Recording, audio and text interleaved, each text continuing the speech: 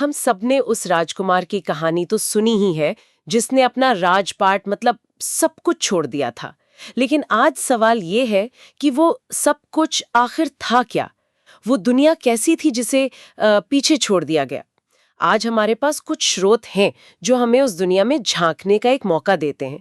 तो आज की चर्चा में हम शाक्य वंश और राजा शुद्धोधन के जीवन की एक तस्वीर बनाने की कोशिश करेंगे, ये समझने के लिए कि उनकी शक्ति, उनकी दौलत और उनका रुतबा आखिर कितना बड़ा था।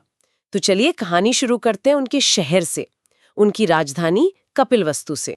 स्रोत में एक बहुत दिलचस्प बात लिखी है कि हो सकता है इस शहर का नाम महान विचारक ऋषि कपिल के नाम पर पड़ा हो। सुनने में ये छोटी सी बात लगती है पर है नहीं, है ना? बिल्कुल नहीं। ये एक बहुत बड़ा बयान है। सोचिए, आज के समय में कोई अपने देश की राजधानी का नाम किसी जनरल या बादशाह के नाम पर नहीं बल्कि किसी वैज्ञानिक या दार्शनिक के नाम पर रख दे। जैसे आइंस्टाइन नगर। हाँ, या रमणपुरम। हम्म। ये दिखाता है कि उस समाज में बाहुबल से ज्यादा मतलब बुद्धि और ज्ञान को सम्मान दिया जाता था। शहर का नाम ही उनकी संस्कृति का, आप कह सकते हैं, पहला परिचय है। वाओ, मतलब शहर की नींव ही ज्ञान पर रखी गई थी। तो फिर इस शहर पर राज करने वाले लोग कौन थे? चलिए उनके परिवार के अंदर झांकते हैं। स्रोत हमें बताता है कि कपिलवस्तु में जयसेन नाम के एक शाक्य थे और उनके बेटे का नाम था सिंहनु। जी। और यहाँ से मतलब परिवार का विस्तार देखने लायक है। सिंहनु का परिवार बहुत बड़ा था। उनकी शादी कच्चाना से हुई थी और उनके 5 बेटे थे। 5। शुद्धोदन, धौतोदन, शुक्लोदन, शाक्योदन और अमितोदन। और इतना ही नहीं, 2 बेटियां भी थीं, अमिता और प्रमिता।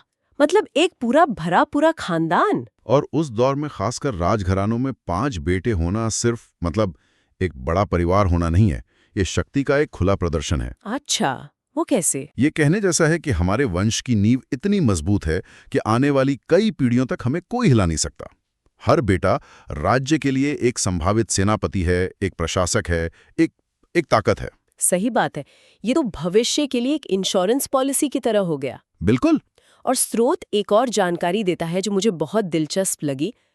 परिवार का गोत्र आदित्य था। तो क्या ये सिर्फ एक सरनेम जैसा था या इसका कोई गहरा मतलब है? नहीं, ये सिर्फ एक नाम से कहीं बढ़कर है।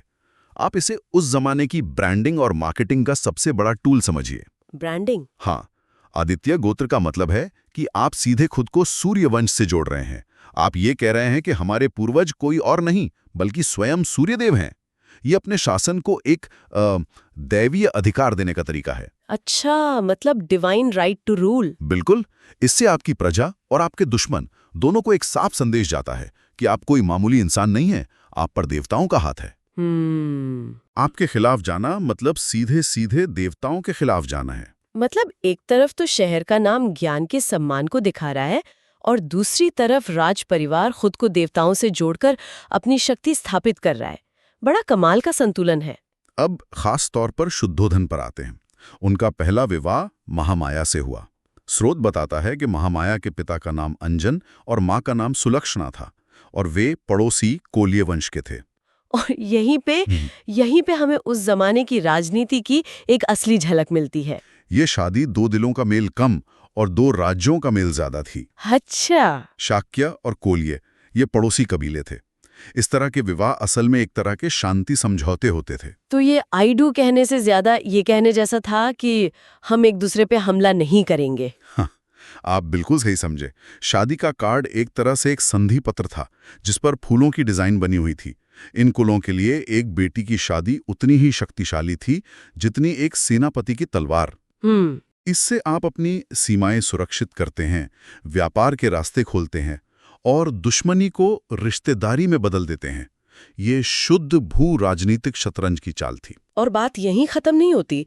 स्रोत में एक लाइन है जो शुद्धोधन के बारे में हमारी सोच को थोड़ा बदल सकती है। लिखा है, शुद्धोधन बड़ा योद्धा था। हाँ। हम अक्सर इस परिवार को शांति और अध्यात्म से जोड़कर देखते हैं, लेकिन उनका मुखिया राजा एक योद्धा था। ये एक बहुत जरूरी बात है। देखिए, शांति से राज करने के लिए भी ताकतवर होना पड़ता है। योद्धा होने का मतलब है कि वो अपने राज्य की रक्षा करने में सक्षम थे। उनकी प्रजा उन पर भरोसा कर सकती थी। कि कोई बाहरी आक्रमण हुआ तो हमारा राजा हमें बचा लेगा। सही है। ये उनकी छवि का, उनकी पहचान का एक बहुत अहम हिस्सा था। और इसी योद्धा वाली छवि ने उन्हें एक और अधिकार दिया। सूत कहता है कि जब उन्होंने अपनी वीरता साबित की तो उन्हें एक और विवाह करने की इजाजत मिली। और उन्होंने किसे चुना? अपनी ही पत्नी महामाया की बड़ी बहन महाप्रजापति को। एक में उन्होंने दोनों बहनों से शादी की। क्या ये उस जमाने में आम बात थी? ये आज के हिसाब से तो थोड़ा अजीब लगता है। हाँ, आज के हिसाब से पारिवारिक डिनर थोड़ा अजीब हो सकता था, लेकिन उस समय के हिसाब से ये एक बहुत ही स्मार्ट रणनीतिक कदम था। स्मार्ट कैसे? इसे सोरोरल पॉलीगनी कहते हैं। सोचिए, आपने एक ताकतवर कुल से शादी करके जो गठबंधन बनाया है वो कितना मजबूत हो जाएगा अगर आप उसी परिवार में दूसरी शादी कर लें। मतलब आप उस गठबंधन पर डबल डाउन कर रहे हैं। बिल्कुल। इससे पारिवारिक कलह की संभावना कम हो जाती है क्योंकि दोनों रानियां एक ही घर से हैं, एक दूसरे को समझती हैं। अच्छा। और दोनों कुलों के बीच का रिश्ता वो दोगुना गहरा हो जाता है। ये रोमांस के बारे में कम और यूं कहिए रिस्क मैनेजमेंट के बारे में ज्यादा था। ये सुनिश्चित कर रहा था कि आपका सबसे महत्वपूर्ण राजनीतिक गठबंधन कभी न टूटे। ठीक है, तो अब तक की तस्वीर ये है। एक दिव्य वंश, राज करने का दैवीय अधिकार, भविष्य सुरक्षित करने के लिए 5 बेटे और पड़ोसी राज्यों के साथ दोहरी शादी से मजबूत हुए राजनीतिक गठबंधन। एक बहुत मजबूत नींव है। लेकिन किसी भी युग में असली शक्ति तो पैसे से आती है। उनकी आर्थिक स्थिति कैसी थी? स्रोत इस बारे में क्या कहता है? स्रोत इस मामले में बिल्कुल साफ है। एक लाइन में लिखा है, शुद्धोधन बड़ा धनी आदमी था। लेकिन ये सिर्फ कहने की बात नहीं है। स्रोत हमें उनकी दौलत का एक ऐसा पैमाना देता है जो दिमाग में छप जाता है। लिखा है कि उनके पास बहुत बड़े बड़े खेत थे, अनगिनत नौकर चाकर थे, लेकिन सबसे बड़ी बात वो 1000 हल वाली बात। हाँ, कहा जाता है कि अपने खेतों को जोतने के लिए उसे 1000 हल चलवाने पड़ते थे। 1000 हल! मैं तो इसकी कल्पना भी नहीं कर पा रही हूं। इसका आज के जमाने में क्या मतलब होगा? देखिए, 1000 हल सिर्फ एक संख्या नहीं है, ये उनकी आर्थिक शक्ति का प्रतीक है। इसे ऐसे समझिए, एक हल को चलाने के लिए कम से कम 2 बैल और एक इंसान चाहिए। ठीक है। 1000 हल का मतलब है एक विशाल कृषि सेना। इसका आज का बराबर शायद होगा एक बहुत बड़ी एग्रीटेक कॉरपोरेशन का मालिक होना, जिसके पास हजारों ट्रैक्टर और एक विशाल सप्लाई चेन हो। वाह!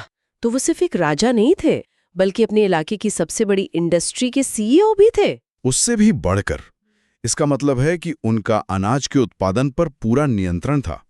और जो अनाज को नियंत्रित करता है वो लोगों को नियंत्रित करता है। सही बात है। ये सिर्फ दौलत नहीं थी, ये सत्ता का असली स्रोत था।